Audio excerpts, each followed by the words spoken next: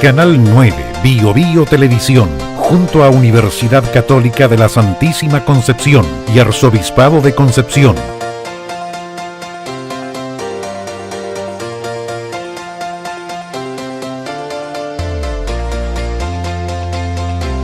Presentan Diálogo.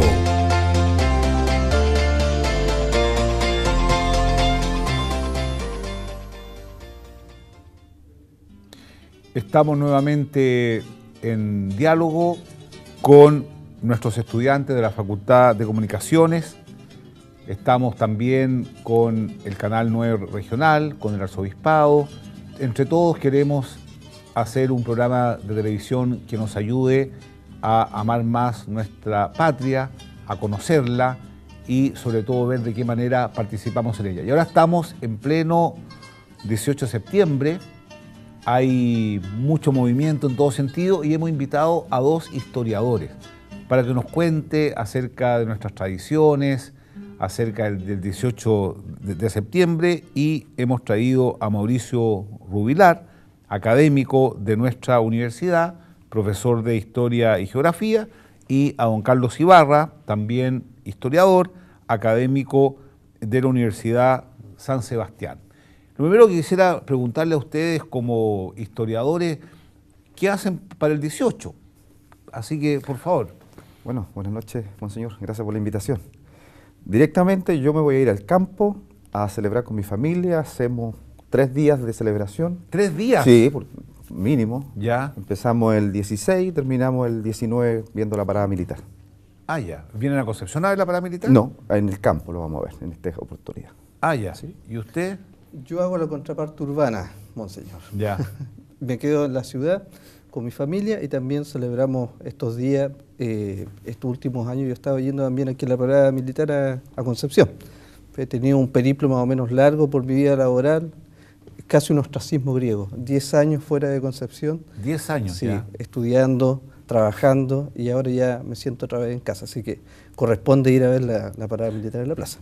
Bueno, más que invitado el 18 de septiembre a las 10 al Te Deum, donde es un momento muy solemne, donde pedimos por Chile, por todos los habitantes, así que cordialmente invitado. Muchas gracias. Muchas gracias. Dígame una cosa, ¿cómo surgen, por ejemplo, la fonda, los juegos típicos? ¿Cómo se va gestando eso? ¿Por qué, por ejemplo, a mí me llama la atención que hay muchos tipos de cueca, distintos tipos de cueca? Sí. ¿De dónde surge eso? Yo estoy seguro que a la gente le llama la atención eso, y ustedes que se han dedicado a estudiar nos pueden contar un poco. Las raíces más profundas obviamente están en la etapa colonial Ya. de Chile. O sea, las raíces están ahí. Porque naturalmente la evolución histórica, ¿cierto?, de nuestro país hunde raíces en toda esa etapa de conformación de la cultura chilena con la, ¿cierto?, presencia fuerte de la cultura hispánica, con la conquista española, ¿cierto?, el asentamiento de la dominación española en Chile. Pero también, naturalmente, cómo se van a ir relacionando los factores provenientes de la cultura hispánica, pero también los elementos que nacen ya de la propia conformación de la cultura más criolla. Ya.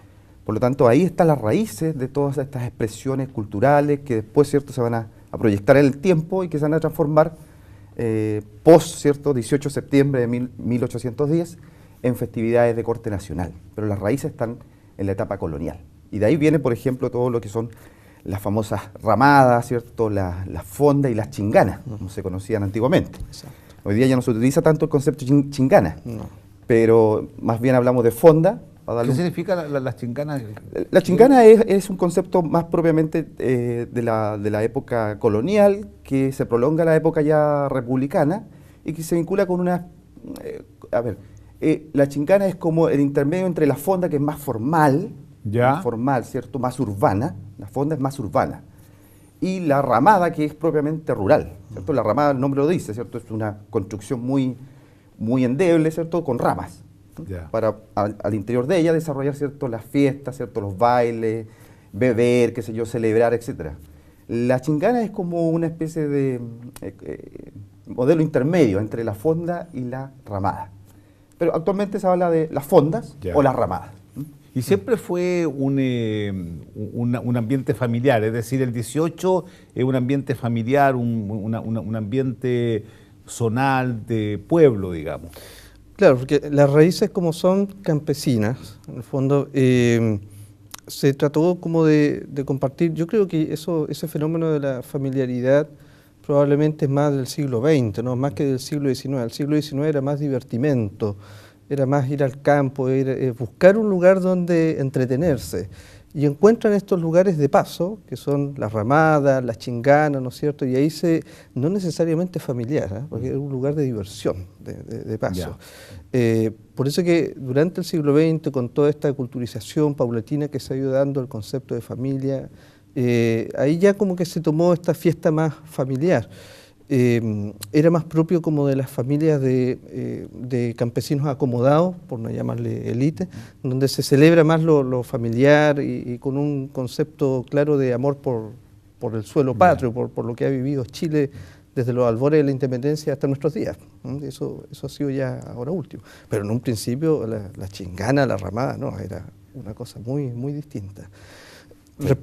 Quería hacer una cosa respecto a las fiestas y las tradiciones que estaban comentando. La cueca y las distintas formas de cueca, zamacueca y otros nombres que se le ha dado, ¿no es cierto? Yo creo que es, como decimos nosotros, es una verdadera cazuela histórica. Cazuela histórica, claro, a ver, ¿por porque qué? Tiene de todo un poco. Es esencialmente mestiza. Ya. La zamacueca o la cueca, que es la transformación más formalizada, digamos, de esos bailes, tiene raíces que hunde en el mundo indígena, en el mundo hispánico, a través de sus vestimentas, ¿no es cierto?, y algunos pasos, y también en el mundo africano, que es los afrodescendientes que quedaron acá, los esclavos. Ellos también aportaron esos ritmos, esa constante que tiene, es africana, desconocida en el fondo. O sea, que si todos asumen de que es o hispánico indígena, pero ¿y dónde está la otra raíz que también alimentó a América en su conjunto, que es África? Nosotros no tenemos pocos antecedentes también de afrodescendientes ocultos, a través de la piel, a través de otras cosas, pero están presentes, sí, existe. ¿En qué otras partes del mundo se baila cueca de América Latina? En Perú se baila zamacueca, en Centroamérica.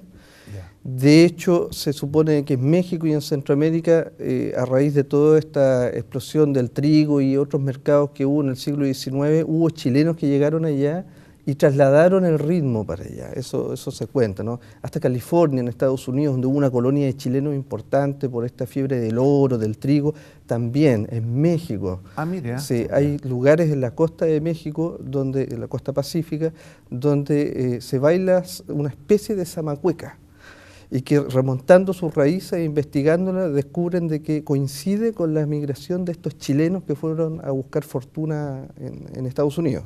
Oiga, y todos los juegos, son muchos los juegos, por lo menos en mi época estaba el trompo, me acuerdo que habían unos campeonatos de trompo extraordinarios, tomarlo de la mano, era una cosa muy entretenida. El emboque, tengo entendido que usted tiene una colección importante de todo Chile.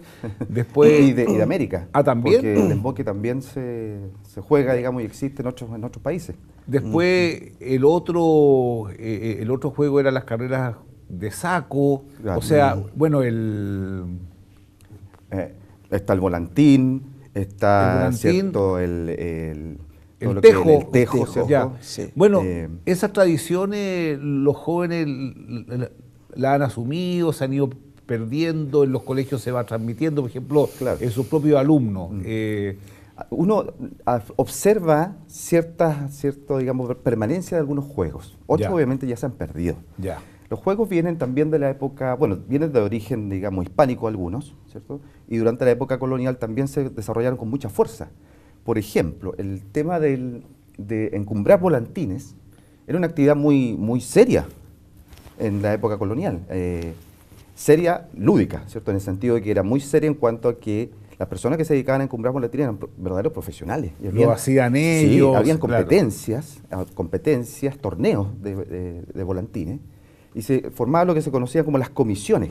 Las comisiones era, ¿cierto?, el hombre encargado del volantín, el principal, pero tenía una serie de ayudantes que le ayudaban para, por ejemplo, controlar el volantín, que tenía dimensiones además muy grandes. No, Se controlaba entre varios individuos. Era cosa Entonces, seria. el volantín, por ejemplo, es tal vez uno de los juegos tradicionales que ha permanecido con más fuerza en la cultura chilena. Uno llega, ¿cierto?, ya a mediados de agosto, empieza uno ya a ver volantines en los cielos, especialmente en la zona central, la brisa primaveral indica Ya. el volantín. No, una Y maravilla. ahí cambia obviamente el espíritu Ya. de la gente, como que dice, llegó septiembre. Ahora ese volantín bien hecho, Sí. como decíamos en mi época, el volantín chupete. Claro, Ese sí. volantín chupete, Claro. bien hecho, a mano, eso era Es un arte. absolutamente impecable, Sí, sí, un un arte. arte, sí, sí. La verdad que no se comparan con estos de plástico No, que han no. llegado, con estos No, porque es el monos. facilismo. Claro, Sí. el volantín... El volantín chino de plástico clásico. es facilismo, o sea, es Clásico. facilitarle al niño, Claro. elevarlo sin ninguna dificultad. Y el arte del volantín es desarrollar el arte de elevar el volantín, de Claro. encumbrar. Y esto se iba transmitiendo de generación Sí. en generación. Sí, existían importantes familias desde la época colonial, importantes familias que se dedicaban a la confección de volantín y a ser maestro en el encumbrar el volantín. Y la comida, ¿de dónde sale la empanada? Eso sí que es típicamente chileno. Bueno, en Bolivia hay empanadas, pero son distintas. Se llama salteña. ¿De dónde surge la empanada? ¿Ustedes Yo sé que las empanadas son hispánicas. Sí. A ¿Hispánicas? diferencia de la humita, que es una mezcla ya. La humita es mezcla es más, indígena, claro, porque es maíz, maíz, fundamentalmente el maíz es americano. Ya. Pero por eso yo daba el ejemplo delante de la cazuela. O sea, lo que más nos simboliza mestizamente es ese plato. La cazuela, sí, una mezcla. Una mezcla de todo. Ya. Y así otros más. Pero la empanada, que yo sepa, tiene ese origen más ibérico. Sí, ¿sí? uno la ve en distintas regiones de América, la empanada. Sí. Incluso Distintas con el mismo formas, nombre, o sea, la distintos empanada, pero la empanada componentes. en México, en Colombia, en Perú, en Argentina, pueden cambiarle el Ya, nombre, pero en exacto. definitiva estamos hablando del mismo Producto, digamos, del mismo producto la misma esencia. gastronómico. Sí, Ya. sí, Entonces, ahí sí. eso refleja de manera muy importante también la homogeneidad cultural latinoamericana, en el sentido de que tenemos elementos que nos unen como cultura latinoamericana. Y la claro. gastronomía es uno de ellos. Está muy presente, algunos están muy transversales en la dieta, digamos. La americana. gastronomía. Sí, Ya. la gastronomía. Y la vestimenta del guaso, por ejemplo, ¿de dónde surge? Bueno, la vestimenta es producto, obviamente, de la labor agrícola, la labor ganadera, Ya. ¿cierto? Chile se caracterizó desde ya fin del siglo XVI y ya el siglo XVII desarrollar fuertemente la actividad ganadera, las grandes estancias, Claro, lógico. los animales, qué sé yo. Entonces, el rodeo, ¿cierto? El rodeo es la actividad propiamente tal, ¿cierto?, del campo en términos de reunir el ganado una vez al año, ¿cierto?, faenarlo, sacar de él todos los productos que se obtenían, el charqui fundamentalmente, los cordobanes, qué sé yo, los Sí, cueros, cuero. poco la carne, ¿ah? La carne, claro, se consumía en parte, pero mucha carne, por ejemplo, se quemaba, Ya. porque no era lo importante la carne, era los cueros y la carne seca, o sea, el charqui, Ya. ¿cierto? Porque Que se mantenía. salaba, la salada. Se salaba. Sí. ¿Y la chicha? ¿De Chicha dónde indígena. sale? ¿De Bueno, la dónde chicha, surge? claro. El Chicha mudai mapuche, sí. ¿no es cierto?, se transforma después en chicha. Ya. Pero el mudai es moler en la boca, ¿no es cierto?, el maíz. Después eso se escupía y eso quedaba en un fondo y ahí se dejaba fermentando y después se tomaba. Claro. Ya. Y eso se transformó después con la introducción del alcohol europeo, ¿no es cierto?, y se va haciendo este proceso más elaborado con manzana, que el manzano también es europeo, y la uva, las viñas. Claro. Y ahí viene que además esta región tiene el privilegio, digamos, de ser la región de origen de las viñas más antiguas que tenemos hasta el día Así de es. hoy. La Así es. uva país, Así que es, se le sobre- llama, de Coelem. helenidata. La verdad que son días muy hermosos, ¿ah? Son días Sí. muy hermosos, uno ve un ambiente festivo, bueno, coincide también con el inicio de la primavera, uno percibe que hay otro ambiente. Otro aire. Ahora, yendo un poco al tema cultural, ustedes son historiadores y por lo tanto el historiador mira para atrás, pero siempre tiene la mirada hacia el futuro. ¿Cómo ven Chile ustedes? ¿Hacia dónde cree que vamos? ¿Cuáles creen que han sido los grandes cambios culturales que se están produciendo hoy día? Eso es una pregunta muy compleja, ¿cierto? Porque claro que es compleja. Efectivamente, por eso que se la hago a usted, sí, a los efectivamente, historiadores. los historiadores miramos hacia atrás, pero uno en el pasado encuentra tal vez ciertas claves para entender el presente, ¿cierto? Fundamentalmente. Estoy leyendo en este minuto, para introducirlo un poco en el tema, a Patricio Meller, un libro que se llama Historia Política. ¿Ah? Y bueno, eres un economista, pero uno entiende mucho a Chile desde la historia económica del país, ver los grandes cambios que se están produciendo hoy día, y creo que en este contexto de 18 de septiembre, donde vamos a, gracias a Dios, por Chile, sería interesante escuchar su opinión. Sí, mira, desde mi perspectiva, creo que uno de los desafíos enormes de nuestra sociedad, tanto la chilena como, digamos, la sociedad occidental, es de qué manera uno logra congeniar dos elementos que son clave en la formación de una sociedad, o sea, la conciencia histórica, el pasado, claro, el valor del pasado, y cómo eso naturalmente se proyecta en el tiempo presente y como conciencia de futuro. O sea, ¿qué quiero decir? En el día de hoy uno nota que muchos fenómenos globales afectan los fenómenos vinculados con la identidad nacional, por ejemplo.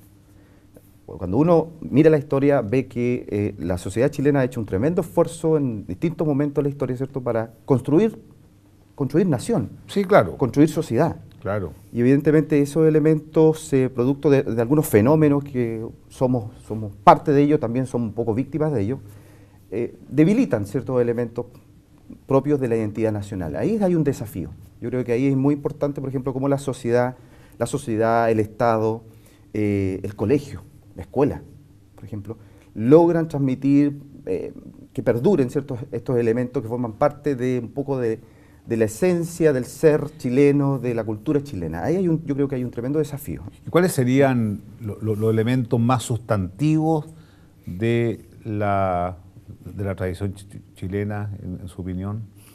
Los elementos más sustantivos, bueno, yo creo que el cariño por el suelo patrio es un elemento distintivo. O sea, cada vez que nuestros compatriotas, por distintas razones, han tenido que salir de nuestro país, ya sea por un pasado político X o por temas de carácter económico o familiar, siempre sienten ese cariño por la tierra. Es algo que los distingue, la nostalgia, pero es un cariño profundo que tienen por Chile. A lo mejor hunde sus raíces en este sentimiento atávico indígena, ¿no es cierto?, que ve en la tierra una sujeción que va más allá de su propia persona, es transgeneracional, ¿no? Pasa de generación en generación. Qué interesante eso, ¿eh? Sí, se ha visto como un fenómeno bien especial, porque el resto de los no digo que sea excluyente ni exclusivo, pero respecto de otras colonias de países latinoamericanos que han migrado a otras partes del mundo,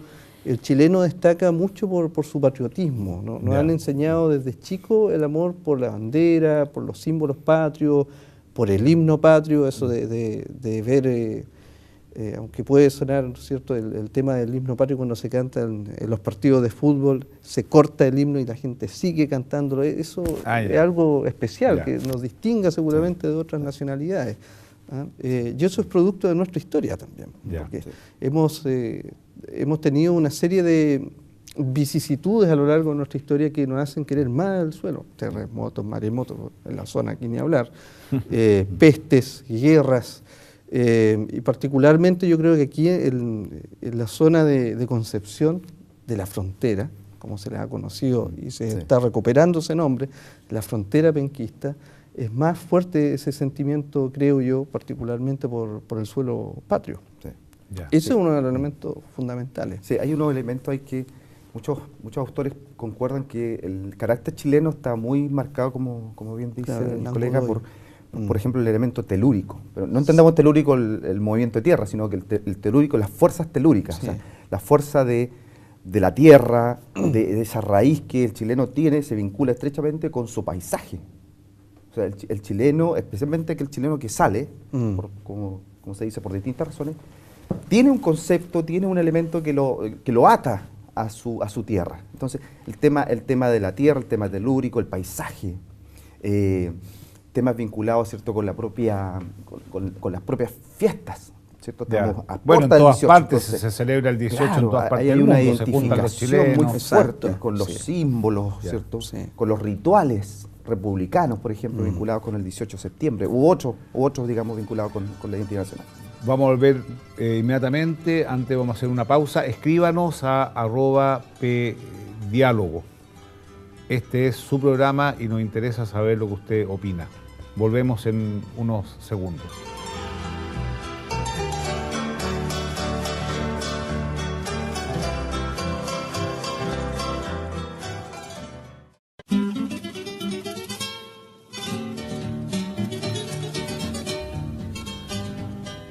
Aquí estamos nuevamente en diálogo con nuestros invitados, el profesor Mauricio Rubilar, historiador, y el profesor Carlos Ibarra, también historiador.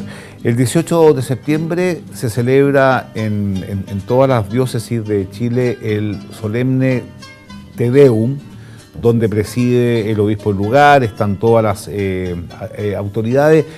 ¿De dónde surge el Te Deum y ustedes como historiadores qué valor le dan como una continuidad de la presencia de Dios, en definitiva, en la nación, a pesar de que hay una separación entre la Iglesia y el Estado? Yo quisiera preguntarle eso a ustedes para Bueno, que... el Te Deum el Te Deum nace con la República. O sea, el Te Deum es un elemento fundamental del punto de vista, ¿cierto?, de la conformación, por ejemplo, del primer gobierno nacional. El 18 de septiembre, ¿cierto?, la primera Junta Nacional de Gobierno se forma y de inmediato se desarrolla una ceremonia religiosa, porque naturalmente los hombres que planificaron, ¿cierto?, y diseñaron este nuevo momento en la historia de Chile, buscaron de inmediato la protección de Dios desde el punto de vista de este nuevo paso que estaban dando, que además era muy importante, porque recordemos que la formación de un nuevo gobierno, en un contexto, ¿cierto?, de un gobierno monárquico, que nos regía, ¿cierto? Naturalmente eso significaba que había que tener un elemento de rápida legitimidad. Entonces, en ese sentido, la Iglesia, ¿cierto?, va a jugar un papel fundamental para darle legitimidad al nuevo orden republicano. Ese es un elemento muy importante que se proyecta hasta el día de hoy. Claro, no, sí, es un momento muy importante donde van todas las autoridades del momento y se invita también a la comunidad para invocar a Dios para que nos proteja, nos cuide. ¿Y usted qué puede decir al respecto?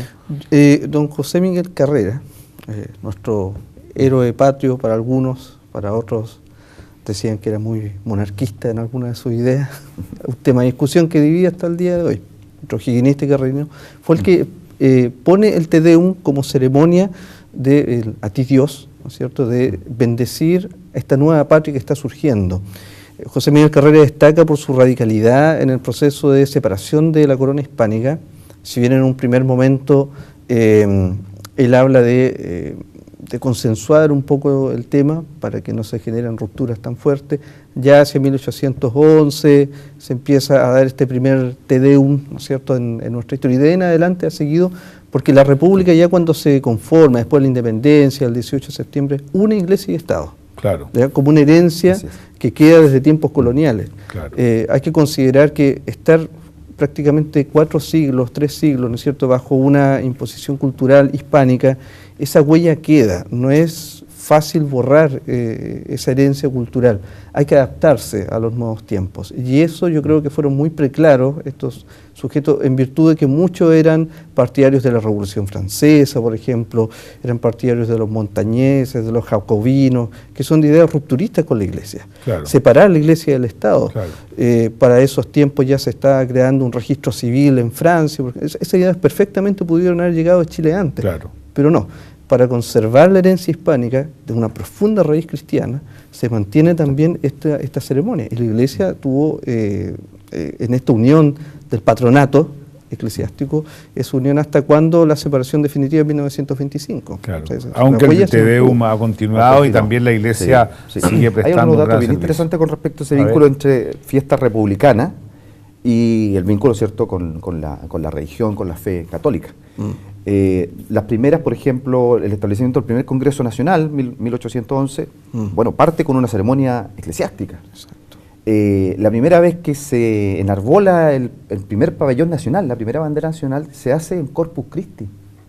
Ya. O sea, se busca conscientemente vincular la nueva festividad republicana con la festividad religiosa. Ah, qué interesante. Sí. ¿Por qué? Porque evidentemente eso iba a permitir que la población, especialmente el mundo popular, se sintiera mucho más identificado, porque el mundo popular participaba masivamente en las fiestas religiosas. Religiosa. Entonces Exacto. vinculaba la religión, que era muy importante, muy popular, ahora con la fiesta republicana, con el nuevo Estado que surgía. Entonces fueron muy conscientes los líderes políticos de la época, ya en 1811, 1812, un Carrera, por ejemplo, en vincular esos dos elementos.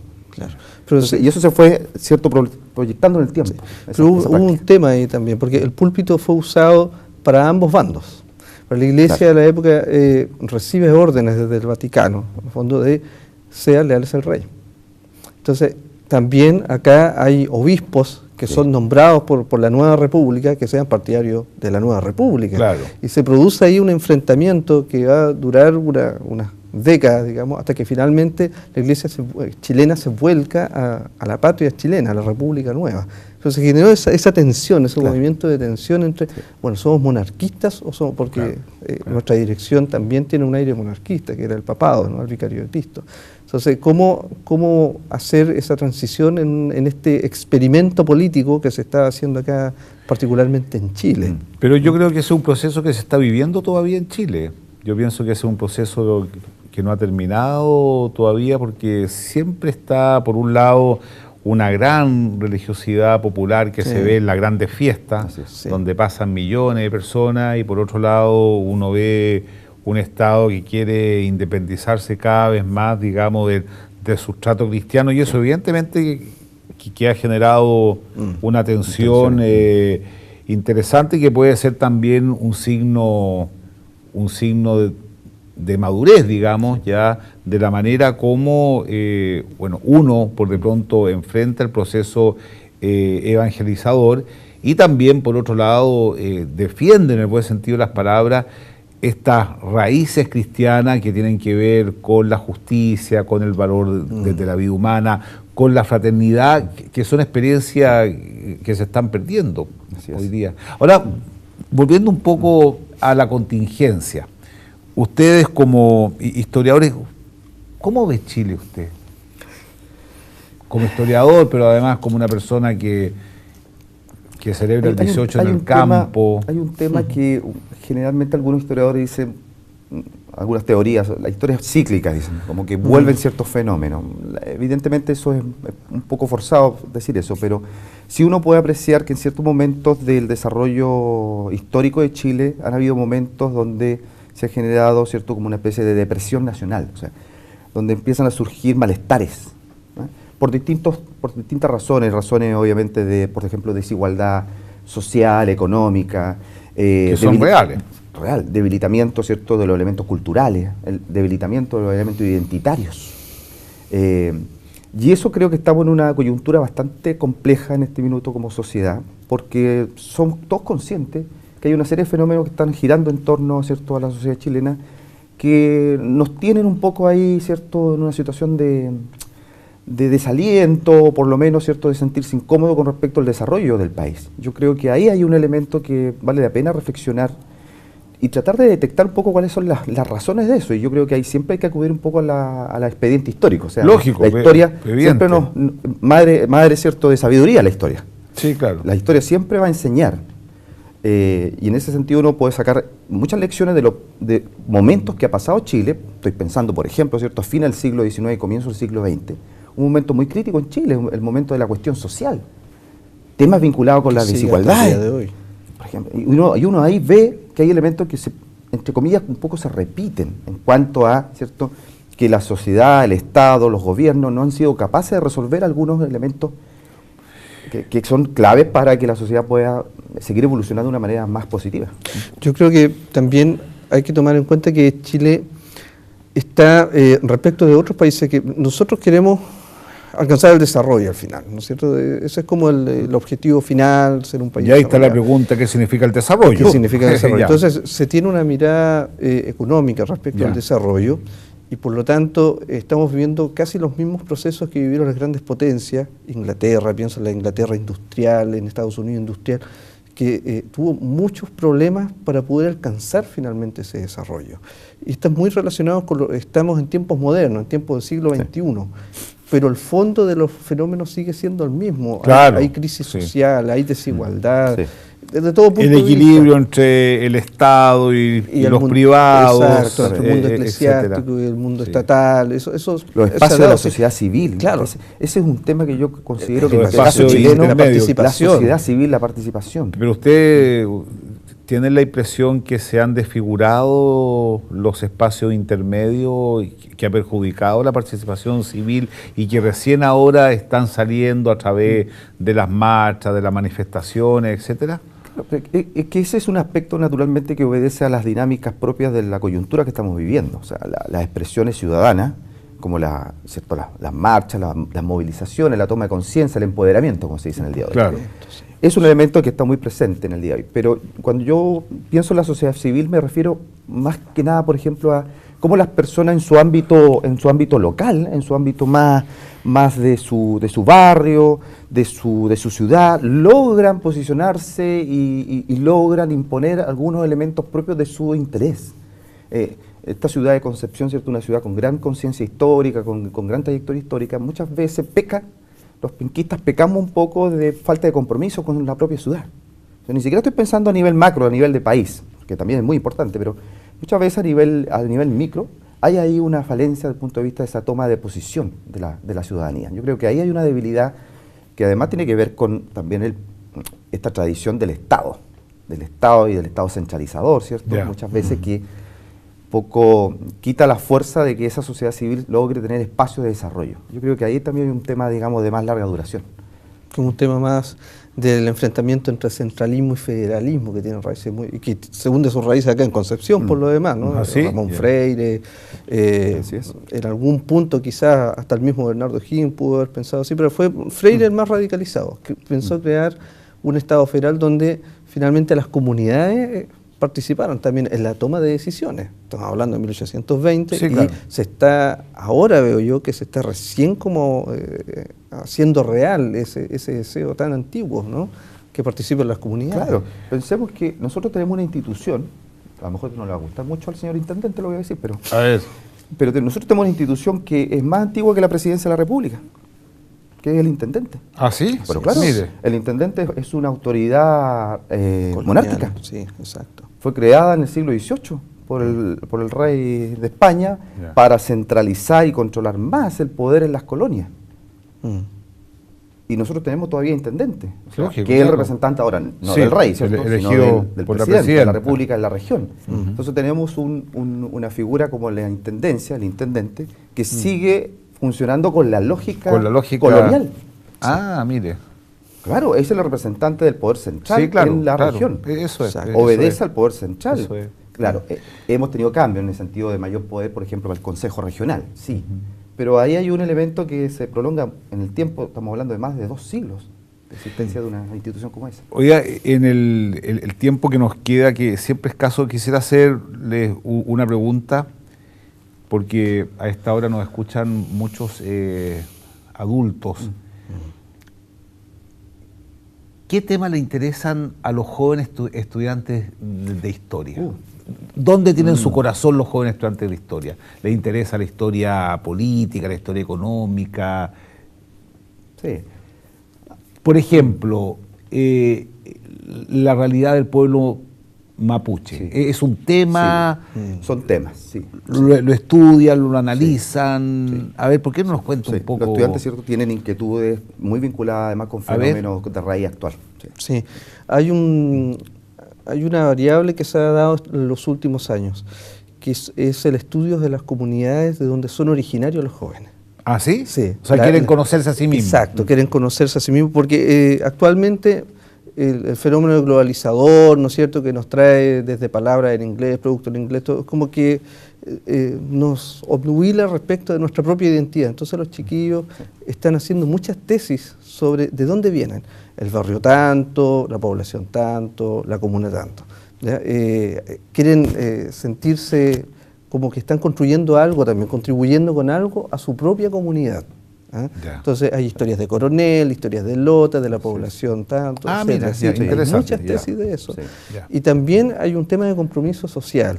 O sea, estos fenómenos que se han dado con los mapuches, que ya siglos con el tema, también son de interés y tratan de buscar solución a través de eso. Otros son más confrontacionales respecto a cómo ver el tema, la problemática indígena del pueblo mapuche, pero sí también se trata de buscar eso, ¿no? de cómo solucionar, de cómo contribuir. Claro, que la historia genera, naturalmente tiene que generar el cuestionamiento, la discusión, el análisis, la reflexión, crítica. exacto. Eso los alumnos en ese sentido... Y la historia, oye, bueno, tiene mucho de ciencia, por cierto, pero también tiene una dimensión afectiva, es decir, un historiador no es una persona aséptica. No, por supuesto. No, o sea, trae su mochila, digamos, por supuesto. Lo que pasa es que ese concepto del historiador como objetivo y una especie de semidios que está arriba y como que no existe eso. No existe. Eso claro. es un concepto que se buscó, digamos, un poco implantar en el siglo XIX, ese concepto del historiador objetivo.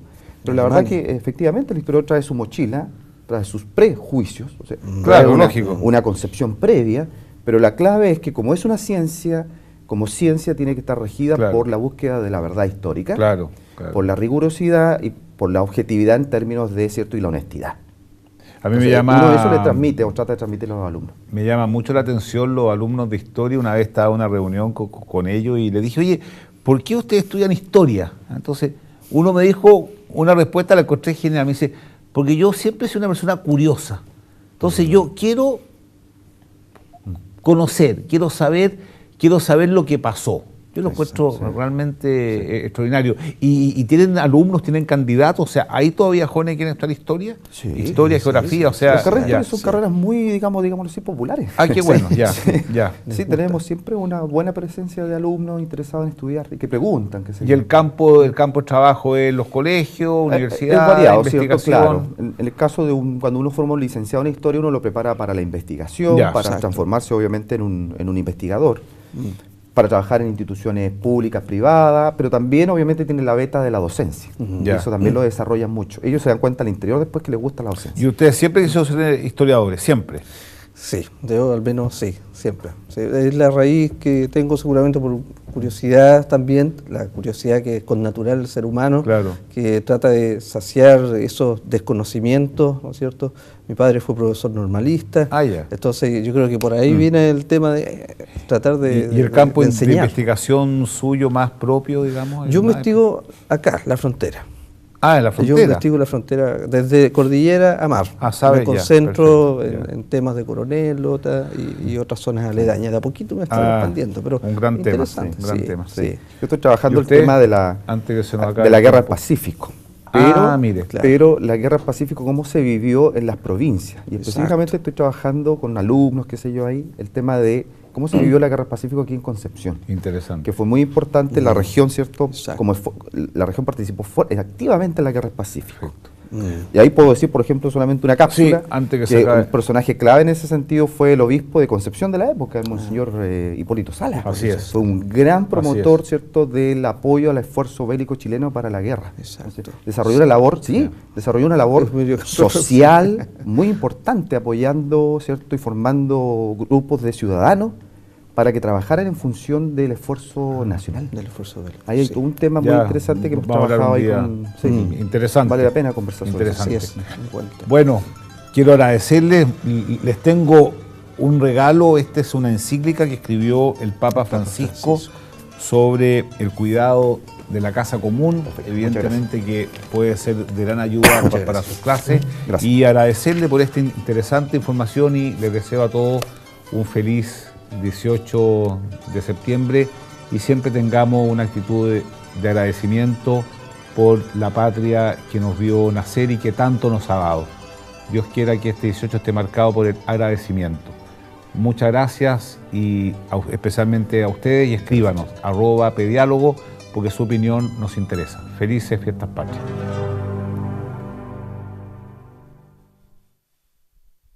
Canal 9, Bio Bio Televisión, junto a Universidad Católica de la Santísima Concepción y Arzobispado de Concepción.